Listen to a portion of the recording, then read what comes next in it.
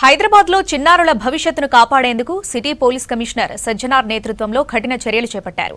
Operation safe school పేరుతో విద్యాసంస్థల పరిసరాల్లో పొగాకు విక్రయాలపై స్పెషల్ డ్రైవ్ నిర్వహించారు. విద్యార్థులకు గుట్కా, సిగరెట్లు, నికోటిన్ ఉత్పత్తులు అమ్ముతున్న వారిపై చర్యలు తీసుకుంటున్నారు పోలీసులు.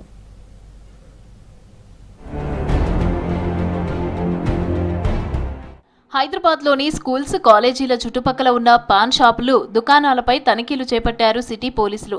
Task force, law and order, special branch, she teams, narcotics విభాగాలతో సమన్వయంతో చెకింగ్స్ చేస్తున్నారు. 5,000 మంది పోలీసులు ఏకకాలంలో తనిఖీలు చేశారు. స్కూల్స్కు 100 మీటర్ల పరిధిలో ఉన్న 500కు పైగా షాపులపై స్పెషల్ డ్రైవ్ నిర్వహించారు. చట్టం ప్రకారం విద్యా సంస్థల సమీపంలో పొగాకు ఉత్పత్తుల విక్రయం నిషేధమని అన్నారు సిపి సజ్జనార్. గుట్కా, సిగరెట్లు, ఫ్లేవర్డ్ టొబాకో, ఈ సిగరెట్లు విద్యార్థులకు విక్రయిస్తున్నట్లు గుర్తించారు. సీసీటీవీ ఫుటేజ్ ఆధారంగా వ్యాపారులపై కేసులు నమోదు చేశారు. ఈ డ్రైవ్లో భారీగా నిషేధిత పొగాకు ఉత్పత్తులను స్వాధీనం చేసుకున్నారు. హోల్సేల్ డీలర్లు, డిస్ట్రిబ్యూటర్లపై కూడా ఫోకస్ చేశామని అన్నారు సిపి సజ్జనార్.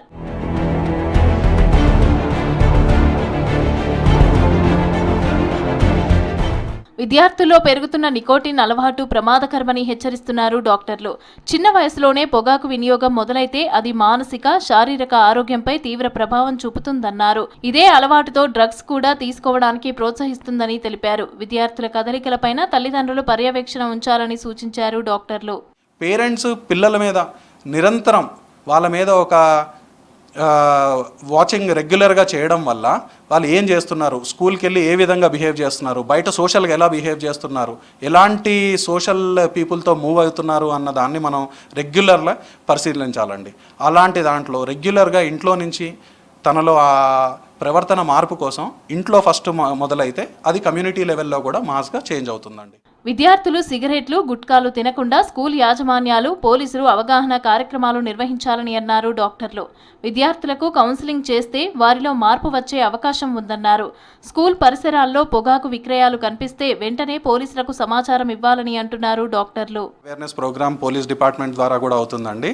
సేఫ్ స్కూల్ అన్న క్యాంపెయిన్ కూడా రన్ చేస్తున్నారు. స్కూల్స్ చుట్టుపక్కల very near by distance within 100 meters లోపలనే పాన్ షాప్స్, సిగరెట్ అమ్మకాలు కానీ, మందు అమ్మకాలు కానీ ఇలాంటివి తరచుగా జరుగుతున్నాయండి. వాటి ద్వారా యువత ఎంత అట్రాక్ట్ అయ్యి చిన్న వయసులోనే పిల్లలు ఎంత తొందరగా సబ్స్టెన్స్ అడిక్షన్స్ అయిపోతున్నారు అని అన్నది మనం వెరీ రీసెంట్గా ఒక స్టింగ్ ఆపరేషన్లో మేము చూసామండి. ఓన్లీ గవర్నమెంటే అన్ని చర్యలు తీసుకొని ఇది ఆపాలి అని అంటే ఇది కుదిరే పని కాదు. స్వతహాగా ఎవరు స్మోక్ చేస్తున్నారో వారికి కౌన్సిలింగ్ ద్వారా, వారికి ఈ స్మోకింగ్ చేయడం వల్ల దుష్పరిణామాలు ఏముంటాయి లాంగ్ రన్లో అనే వాళ్ళకి చెప్పడం ద్వారా స్కూల్ ఎడ్యుకేషన్ ప్రోగ్రామ్స్లో కూడా ఇవి తరచుగా పెట్టాలండి. సేఫ్ స్కూల్, సేఫ్ ఫ్యూచర్ లక్ష్యంతో హైదరాబాద్ పోలీసులు చేపట్టిన ఆపరేషన్ను రాష్ట్ర వ్యాప్తంగా విస్తరించాలని అంటున్నారు విద్యార్థుల పేరెంట్స్. యువత చెడు మార్గాలకు వెళ్లకుండా ఇలాంటి తనిఖీలు ఉపయోగపడతాయని అంటున్నారు నిపుణులు.